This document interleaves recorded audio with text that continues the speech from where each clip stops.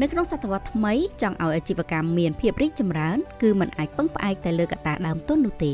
ប៉ុន្តែកត្តាធនធានមនុស្សដែលប្រកបដោយចំណេះដឹងនិងជំនាញពិតគឺជាចលករដ៏សំខាន់ក្នុងដំណើរការធ្វើឲ្យអាជីវកម្មមានភាពរីកចម្រើន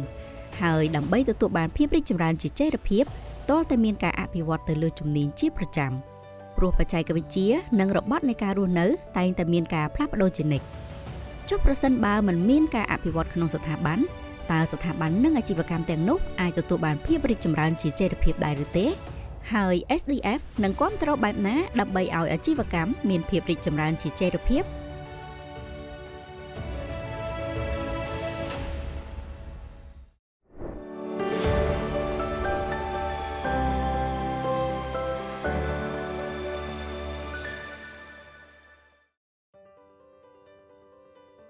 ចាសសូមគោរពជំរាបសួរទស្សនិកជនសូមស្វាគមន៍មកកាន់កម្មវិធីជំនាញខ្ពស់ចំណូលខ្ពស់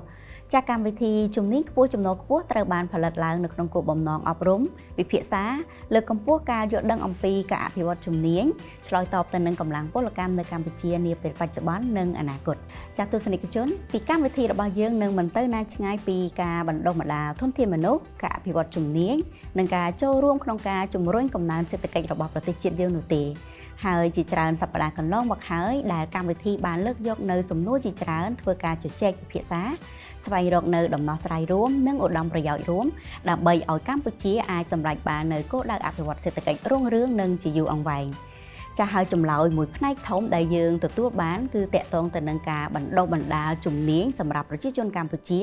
និងការគាំទ្រឲ្យអាជីវកម្មមានភាពរីកចម្រើនចាស់មិនសម្រាប់តែពេលបច្ចុប្បន្នប៉ុណ្ណោះទេយើងក៏ត្រូវតែគិតគូរពីផលប៉ះពាល់នៅថ្ងៃអនាគតផងដែរចាស់ហើយនៅក្នុងសប្តាហ៍នេះយើងនឹងមកបន្តជជែកគ្នាទៅលើប្រធានបទតួនាទីរបស់ SDF ក្នុងការអភិវឌ្ឍជំនាញនិងគាំទ្រអាជីវកម្មឲ្យមានភាពរីកចម្រើនជាចីរភាព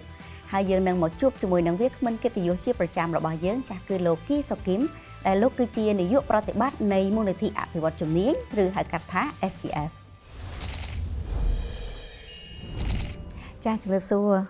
លោកសុគីមបាទជំរាបសួរអរគុណច្រើនសម្រាប់វត្តមានសារជាថ្មីម្ដងទៀតចានៅក្នុងកម្មវិធីជំនាញខ្ពស់ចំណុចខ្ពស់របស់យើងចាហើយសប្តាហ៍នេះយើងនឹងជជែកគ្នាច្រើនអំពីតួនាទីរបស់ SDF ចាហើយប្រធានបទរបស់យើងនឹងផ្ដោតទៅលើតួនាទីរបស់ SDF ដើម្បីគាំទ្រដល់ការអភិវឌ្ឍជំនាញនិងគាំទ្រដល់អាជីវកម្មដើម្បីឲ្យអាជីវកម្មទាំងអស់គាត់មានភាពរីកចម្រើនហ្នឹងគឺជាយូរអង្វែងចាអញ្ចឹងនេះខ្ញុំចង់ចាប់ផ្ដើមពីសំណួរមួយថាតើ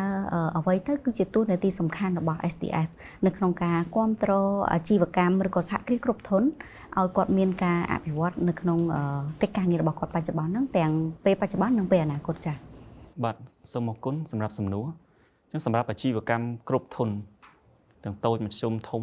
និងកម្រិតមីក្រូដែរយើងអាចផ្ដល់ជាដំណោះស្រាយជាកញ្ចប់ដែលមាន4ប្រភេទដែលអាចជួយបានអញ្ចឹងទី1យើងអាចជួយតាក់ទងនឹងការបំពេញនៅជំនាញដែលត្រូវមានតម្រូវការរបស់គាត់តាមរយៈការចូលរួមសិក្សាវិតម្លៃពីតម្រូវការជំនាញនៅក្នុងអាជីវកម្មរបស់គាត់និងជួយរៀបចំផែនការអភិវឌ្ឍធនធានមនុស្សជូនគាត់ទី2យើងអាចជួយបំពេញនៅថវិកាសម្រាប់ការបណ្ដុះបណ្ដាលបើគាត់មានតម្រូវការបានមិនគ្រប់ថវិកាយើងអាចផ្ដល់ជាការថវិកាដើម្បីជួយកាត់បន្ថយចំណាយការបណ្ដុះបណ្ដាលបុគ្គលិករបស់គាត់ទី3យើងអាចជួយភ្ជាប់ទំនាក់ទំនងទៅនឹងដៃគូរបស់យើងដែលមានគ្រឹះស្ថានបណ្ដុះបណ្ដាលមានគុណភាពទាំងជំនាញបច្ចេកទេសនិងជំនាញទុនក៏ដូចជាការភ្ជាប់ទៅនឹងការគ្រប់គ្រងនៅលើទឹកចិត្តផ្សេងៗរបស់រដ្ឋាភិបាលដូចជាសម្រាប់សហគ្រាសតូចនិងមធ្យមយើងមានអនុក្រឹត្យផ្ដល់ការលើកទឹកចិត្តចំពោះការបណ្ដុះបណ្ដាលបុគ្គលិកនៅក្នុងសហគ្រាសរបស់គាត់អាចបើគាត់ចំណាយ100ក៏អាចកាត់កងចំណាយបាន200%សម្រាប់សហគ្រាសធនធំតាមរយៈច្បាប់វិនិយោគអាចកាត់កងដល់150%ទៅលើចំណាយដែលគាត់ចាយទៅលើការបណ្ដុះបណ្ដាលបុគ្គលិករបស់គាត់អញ្ចឹងយើងអាចជួយផ្សារភ្ជាប់ទៅនឹងការគ្រប់គ្រងផ្សេងៗក៏ដូចជាដៃគូផ្សេងៗនៅក្នុងប្រព័ន្ធអេកូឡូស៊ីធុរកិច្ចនិងជំនាញដូចជាធនាគារសហគ្រាសធុនតូចនិងមធ្យមសហគ្រិនខ្មែរឬមួយក៏សាវិជ្ជាកម្មធនាគារជាដើមដើម្បីចូលរួមដោះស្រាយបញ្ហាក្នុងប្រព័ន្ធអេកូឡូស៊ីតែម្ដងអញ្ចឹងចំណុចទី4ចូលចុងក្រោយតែសំខាន់ជាងគេគឺ SDA យើងអាចជួយសហគ្រាសគ្រប់កម្រិតក្នុងការប្រែក្លាយទៅជាស្ថាប័នដែលរៀនពេញមួយជីវិត Learning Organization យើងជឿជាក់ថាទាំងស្ថាប័នក៏ដោយជាបុគ្គលក៏ដោយការអភិវឌ្ឍខ្លួនឯងជាប្រចាំសមត្ថភាពចំណេះជំនាញជាប្រចាំមានសារៈសំខាន់ក្នុងការធ្វើឲ្យគាត់អាចប្រកួតប្រជែងនិងបង្កើតនៅតម្លៃបន្ថែមអ្វីដែលថ្មីដើម្បីដោះស្រាយបញ្ហាសង្គមក៏ដូចជាបង្កើននៅភ ភាពគួរប្រជែងនិងភាពធន់របស់គាត់នៅក្នុងទីផ្សារដែលគាត់ប្រកបអាជីវកម្មនេះក្នុងរយៈពេលវែងអញ្ចឹងជាចុងក្រោយសរុបមកវិញគឺសម្រាប់ SCDF យើងផ្ដល់ទៅជាកញ្ចប់ដំណោះស្រាយរួមទៅដល់សហគ្រាសសម្រាប់ការអភិវឌ្ឍមូលធនមនុស្សឲ្យត្រូវជាមួយនឹងតម្រូវការរបស់អាជីវកម្មរបស់គាត់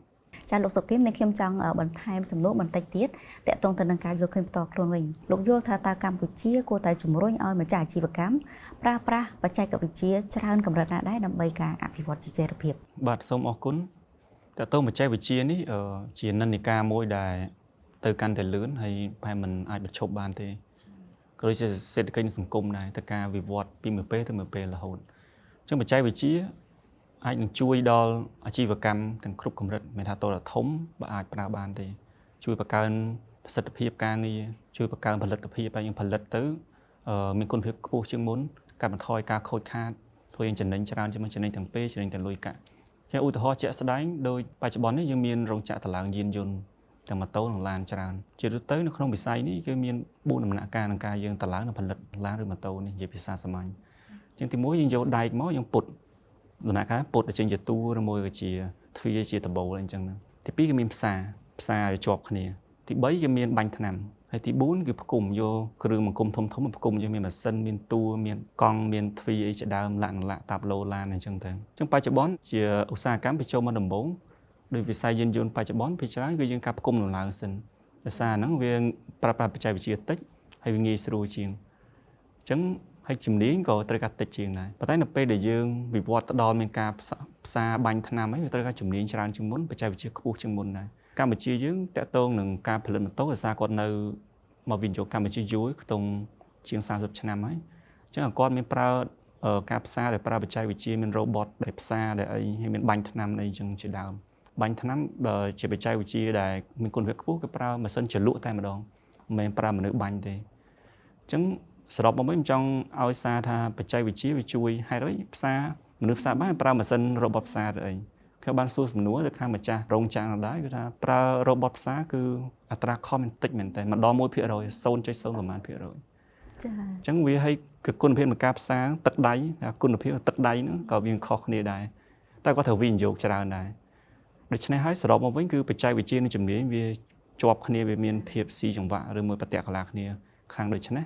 អញ្ចឹងជាចំណុចចាប់ផ្ដើមមានចាប់ផ្ដើមពីការងារសាមញ្ញប្រើជំនាញតិចបន្ទាប់មានវិវត្តនិងប្រើបច្ចេកវិទ្យានិងជំនាញកាន់តែច្រើនហើយត្រឡប់មកវិញវានឹងជួយទៅដល់ទាំងម្ចាស់សហគ្រាសក៏ដូចជាបុគ្គលិកដើម្បីឲ្យគាត់មានសមត្ថភាពខ្ពស់ជាងមុនចាអរគុណលោកសុគីមអញ្ចឹងប្រសិនបើងាកមកមើល SDF វិញថាតើ SDF នឹងមានផែនការអនាគតអ្វីខ្លះសម្រាប់រយៈពេល5ឆ្នាំទៅមុខទៀតដើម្បីគ្រប់គ្រងអាជីវកម្មទាំងអស់នោះចាបាទអរគុណអញ្ចឹងដើម្បីឆ្លើយតបជាមួយនឹងការវិវត្តនៃបច្ចេកវិទ្យាដើម្បីជួយទៅដល់រោងចក្រសហគ្រាសនិងអាជីវកម្មទាំងអស់ឲ្យគាត់អាចចាប់បាននៅបច្ចេកវិទ្យាថ្មីបង្កើនសមត្ថភាពនិងផលិតភាពរបស់គាត់ជាមួយធនធានអភិវឌ្ឍជំនាញ SDF ទី1យើងនឹងពង្រឹងគុណភាពហើយនឹងពង្រីកការគ្រប់គ្រងរបស់យើងទៅលើការអភិវឌ្ឍធនធានមនុស្សដើម្បីគាត់អាចចាប់យកនៅបច្ចេកវិទ្យានិងជំនាញថ្មីជាពិសេសទៅលើជំនាញថ្មីដូចជាជំនាញតាក់ទងនឹងសេដ្ឋកិច្ចបៃតងតាក់ទងនឹង digital តាក់ទងនឹងយានយន្ត electronic ទី2ក៏យើងគ្រោងនឹងសហការជាមួយនឹងវិស័យឯកជនដែលមានតែម្ចាស់សហគ្រាសសមាគមហើយនឹងគ្រឹះស្ថានបណ្ដុះបណ្ដាលនិងស្ថាប័នជំនាញដើម្បីរៀបចំទៅជាក្របខ័ណ្ឌជំនាញមួយដែលផ្សារភ្ជាប់ជាមួយនឹងអាជីវកម្មនៅក្នុងវិស័យនោះអញ្ចឹងក្របខ័ណ្ឌជំនាញយើងនឹងរៀបចំសម្រាប់វិស័យអតិភិបរបស់យើងដែលនៅក្នុងនោះនឹងមានព័ត៌មានតាក់ទងនឹងវិស័យនេះ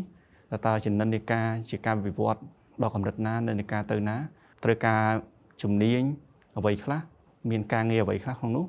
ហើយមានប្រាក់ខែប្រមាណហើយនឹងមានជាកម្មចន្ទើអាជីពរបស់គាត់ career pathway ដើម្បីតម្រង់ទិសទាំងអាជីវកម្មក៏ដូចជាការវិវត្តធនធានមនុស្សឲ្យត្រូវស៊ីសង្វាក់គ្នាហើយមានលក្ខណៈវែងឆ្ងាយនេះយើងជា model មួយយើងកំពុងសិក្សាពីម៉ាឡេនិងសិង្ហបុរីដែលគេបានអនុវត្តយូរហើយបាទអញ្ចឹងចំណុចទី3ជាចំណុចសំខាន់គឺយើងនឹងមានការវិភាគនិងព្យាករណ៍តម្រូវការជំនាញបច្ចុប្បន្ននិងទៅអនាគត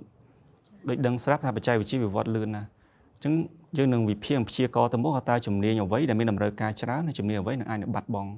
ឬអត់មានកាត់បន្ថយនៅតម្រូវការដើម្បីឲ្យប្រជាជនក៏ដូចជារោងចក្រសហគ្រាសគាត់អាចត្រៀមខ្លួនមុនបានហើយទី4ក៏យើងនឹងការគ្រប់គ្រងបន្ថែមទៅជាប្រព័ន្ធ ecology តែម្ដងទាំង ecology ធុរកិច្ចនិងប្រព័ន្ធ ecology ជំនាញ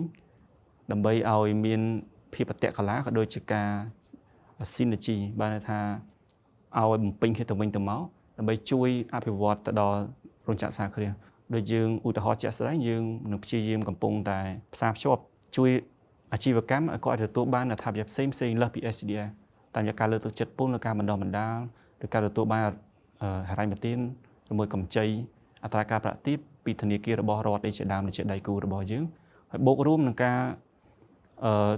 ដោះស្រាយនៅបញ្ហាទាំងរើសបុគ្គលិកក៏ដូចជាបណ្ដុះបណ្ដាលបុគ្គលិកដែលយើងសហការជាមួយនឹងទីភ្នាក់ងារជាតិមុខរបរនិងការងាររបស់រដ្ឋាភិបាលក៏ដូចជាក្រុមហ៊ុនឯកជនដែលដើរតួនាទីក្នុងការរើសបុគ្គលិកដើម្បីដោះស្រាយទាំងបញ្ហារើសបុគ្គលិកក៏ដូចជាការបណ្ដុះបណ្ដាលបុគ្គលិកជូនដល់ម្ចាស់សហគ្រាសហើយទី5ជាចុងក្រោយនឹងចូលរួមជាមួយរដ្ឋាភិបាលដើម្បីអនុវត្តនៅគោលនយោបាយនិងយុទ្ធសាស្ត្រគន្លឹះដើម្បីចូលរួមអភិវឌ្ឍវិស័យឯកជនឲ្យកាន់តែមានសមត្ថភាពប្រកួតប្រជែងរយៈពេលវែងចាលោកសុខេមមួយសំណួរទៀតពីកម្មវិធីរបស់យើងចង់ដឹងថាតើ SDF អាចវាស់វែងភាពជោគជ័យនៃកម្មវិធីអភិវឌ្ឍជំនាញរបស់ខ្លួនបានយ៉ាងដូចម្តេចដែរដើម្បីគ្រប់គ្រងទៅដល់អាជីវកម្មគ្រប់ធនចា៎បាទអរគុណសំណួរនេះសំខាន់មែនទែនដោយសារធម្មតាយើងចំណាយថវិកាទៅយើងចង់ដឹងលទ្ធផលបានមកវិញយ៉ាងម៉េចចា៎អញ្ចឹងសម្រាប់មូលនិធិអភិវឌ្ឍជំនាញ SDF គឺយើងមានគោលការណ៍ចំនួន3សំខាន់ទី1គឺផ្ដោតលើគុណភាពទី2ទំនុកចិត្តទី3តម្លៃនៃលុយអញ្ចឹងដើម្បីវាស់វែង3នេះបានយើងនឹងមានសូចនាករសមិទ្ធកម្មគន្លឹះហៅកាត់ថា KPI ដោយវាស់វែងតទៅពីបណ្ដុះបណ្ដាលចប់ដល់លទ្ធផលចេញមកយ៉ាងម៉េចអញ្ចឹងជាយន្តការនេះយើងចង់ជំរុញនិងលើកទឹកចិត្តទៅដល់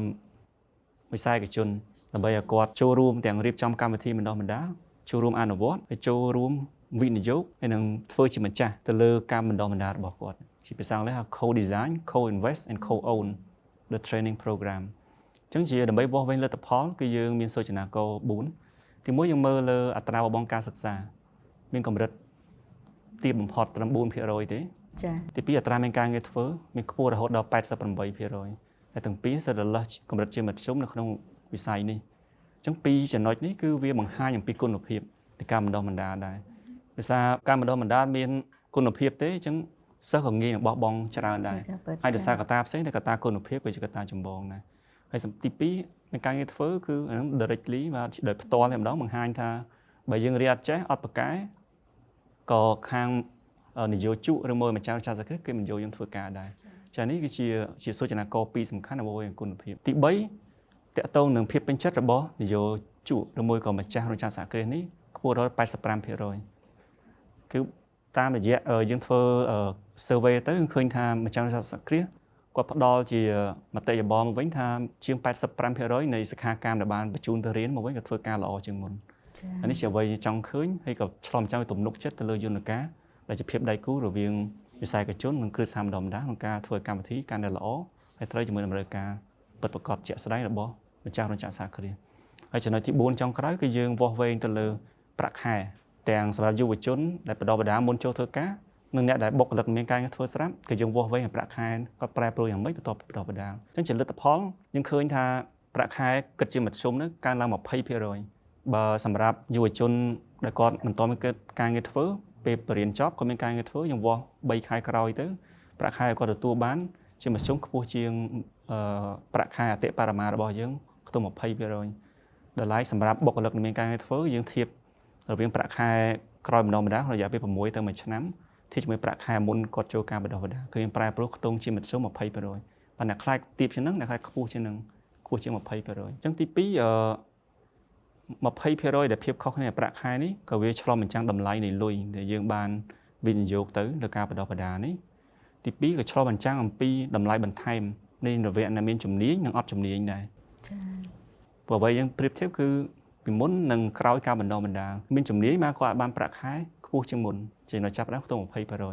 ប៉ុន្តែមានការសិក្សាមួយរបស់ដៃគូអភិវឌ្ឍធនាគារអភិវឌ្ឍអាស៊ីលោកបានសិក្សាពេលយើងមើលរយៈពេលវែងជាងនេះអាចចូល3ទៅ5ឆ្នាំអញ្ចឹងឃើញគម្លាតរវាងអ្នកមានជំនាញអត់ជំនាញប្រាក់ខែគាត់អាចខ្ពស់ច្រើនជាង 20% ច្រើនដងអាចលើសពី2ឬ3ដងចឹងនេះបង្ហាញពីសារៈសំខាន់នៃការអភិវឌ្ឍជំនាញហើយបើយើងអត់ជំនាញយើងធ្វើការប្រើកម្លាំងប្រាក់ខែឡើងតិចទៀតចេះតែជំនាញឡើងចេះចា៎អញ្ចឹងភាពខុសគ្នាខ្លាំងមែនទែន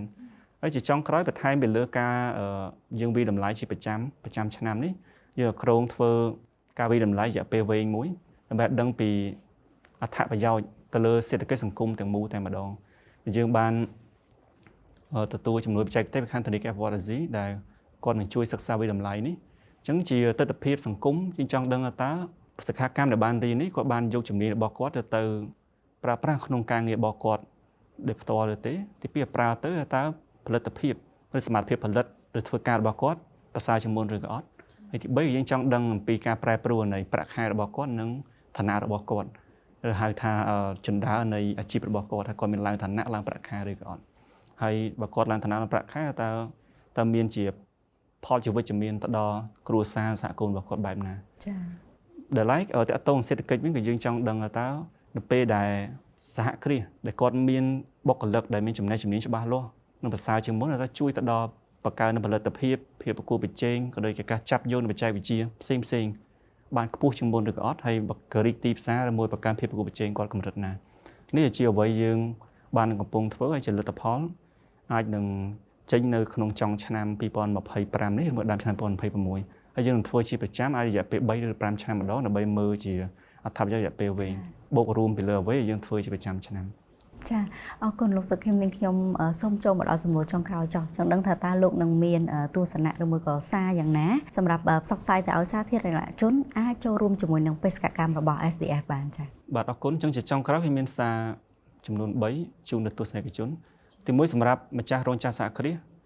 ដែលវិនិយោគទៅលើមូលធនមនុស្សរបស់ខ្លួនជាប្រចាំគាត់នឹងមានភាពប្រកួតប្រជែងនិងជោគជ័យរយៈពេលវែងក្នុងអាជីវកម្មទីផ្សាររបស់គាត់នេះគឺជាមានផុសតាំងច្រើនលើអន្តរជាតិក៏ដូចជាក្នុងស្រុកផងដែរដែលបង្ហាញនេះដោយសារមូលហេតុនេះហើយទេរដ្ឋាភិបាលបង្កើតមូលនិធិអវត្តជំនាញដើម្បីគ្រប់គ្រងបន្ថែមជំរុញឲ្យមានការអភិវឌ្ឍដើម្បីភាពជោគជ័យរយៈពេលវែងទាំងអាជីវកម្មនិងប្រទេសជាតិរបស់យើងទី2សម្រាប់គ្រឹះស្ថានបណ្ដុះបណ្ដាលឬសាលារៀនតាក់ទងជំនាញបច្ចេកទេសនិងជំនាញទុននេះជាដើមខ្ញុំលើកទឹកចិត្តអាចមកសហការមួយ SDF បើគិតថាខ្លួនអាចផ្គត់ផ្គង់ជំនាញដែលមានតម្រូវការខ្ពស់ក្នុងទីផ្សារយើងអាចជួយភ្ជាប់ទំនាក់ទំនងទៅម្ចាស់រោងចក្រសហគ្រាសដែលមានតម្រូវការនេះដើម្បីយើងអាចរៀបចំកម្មវិធីបណ្ដុះបណ្ដាលឲ្យត្រូវជាមួយតម្រូវការទីផ្សារជាក់ស្ដែងហើយជាចុងក្រោយសម្រាប់យុវជនដែលកំពុងរកការងារធ្វើឬត្រៀមបម្រើការងារពេលអនាគតក៏ដូចជាបុគ្គលិកនៅរោងចក្រសហគ្រាសគ្រប់កម្រិតសូមបន្តអភិវឌ្ឍជំនាញរបស់ខ្លួនឯងមិនថាជំនាញបច្ចេកទេសឬជំនាញទុនទេហើយបន្តអាចតាមដានជាមួយនឹង channel របស់ SDF ឬមួយក៏ក្រសួងស្ថាប័នពាក់ព័ន្ធដើម្បីដឹងថាតើជំនាញអ្វីដែលកំពុងមានតម្រូវការបច្ចុប្បន្នក្នុងពេលអនាគតតើជាទិសដៅនៃប្រទេសជាតិក៏ដូចជាការប្រវត្តិសេដ្ឋកិច្ចយើងទៅទិសដៅមួយណាដើម្បីអាចត្រៀមខ្លួនរបស់យើងឲ្យកាន់តែប្រសើរសម្រាប់អនាគតរបស់ខ្លួនឯងក៏ដូចជាប្រទេសជាតិទាំងមូលសូមអរគុណចាអរគុណច្រើនលោកសុគីមចាពីកម្មវិធីពិតជាសូមគោរពថ្លែងអំណរគុណចាអរគុណសម្រាប់វត្តមានជាច្រើនលើកច្រើនសារជាមួយនឹងកម្មវិធីរបស់យើងតែងតែបន្តចែករំលែកនិងផ្ដល់នៅទស្សនៈល្អៗមែនទែនសម្រាប់កម្មវិធីរបស់យើងចាអរគុណច្រើនចាទស្សនិកជនតាមរយៈទូនាទីនិងបេសកកម្មរបស់ SDF យើងបានឃើញថាការបណ្ដុះបណ្ដាលធនធានមនុស្សឲ្យមានជំនាញច្បាស់លាស់មិនត្រឹមតែជាកត្តាចាំបាច់សម្រាប់កំណើនផលិតភាពនិងនវានុវត្តន៍របស់អាជីវកម្មប៉ុណ្ណោះទេក៏ប៉ុន្តែវាក៏ជាគ្រឹះដ៏សំខាន់នៅក្នុងការកសាងនៅអាជីវកម្មមួយប្រកបដោយទំនួលខុសត្រូវចំពោះបរិស្ថាននិងសង្គមផងដែរចាដូច្នេះតាមរយៈការរួមគ្នាគិតគូរនិងបន្តយកចិត្តទុកដាក់នៅក្នុងការអភិវឌ្ឍជំនាញដែលឆ្លើយតបទៅនឹងគោលការណ៍អភិវឌ្ឍប្រកបដោយចីរភាពយើងមានជំនឿយ៉ាងមុតមាំថាកម្ពុជានឹងអាចបង្កើតបាននៅប្រព័ន្ធអេកូឡូស៊ីអាជីវកម្មមួយដែលមានភាពរីកចម្រើនទាំងផ្នែកសេដ្ឋកិច្ចផ្នែកបរិស្ថាននិងសង្គមទាំងមូលសម្រាប់ពេលបច្ចុប្បន្ននិងអនាគតចា៎នេះខ្ញុំក៏សូមគូបញ្ជាក់ផងដែរថា SDF មិនមែនជាគ្រឹះស្ថានបណ្ដុះបណ្ដាលនោះទេប៉ុន្តែ SDF គឺជាស្ថាប័នអចិន្ត្រៃយ៍ដែលគាំទ្រដល់ការអភិវឌ្ឍជំនាញនៅកម្ពុជាដែលទទួលបានថវិកាគាំទ្រពីរាជរដ្ឋាភិបាលធនាគារអភិវឌ្ឍន៍អាស៊ីទីភ្នាក់ងារអភិវឌ្ឍន៍បារាំងនិងធនាគារពិភពលោកចាស់ពីកម្មវិធីជំនាញខ្ពស់ចំណុចខ្ពស់របស់យើងនៅសប្តាហ៍ក្រោយនឹងលើកយកនៅប្រធានបទថ្មីផ្សេងមួយទៀតដើម្បីធ្វើការជជែកពិភាក្សាហើយសម្រាប់សប្តាហ៍នេះកម្មវិធីរបស់យើងក៏បានឈានចូលមកដល់ទីបញ្ចប់ចាស់នាងខ្ញុំក្លារ៉ាដែលជាអ្នកសម្របសម្រួលរួមជាមួយនឹងលោកសុគីមនិងក្រុមការងារទាំងអស់សូមអរគុណសូមជម្រាបលា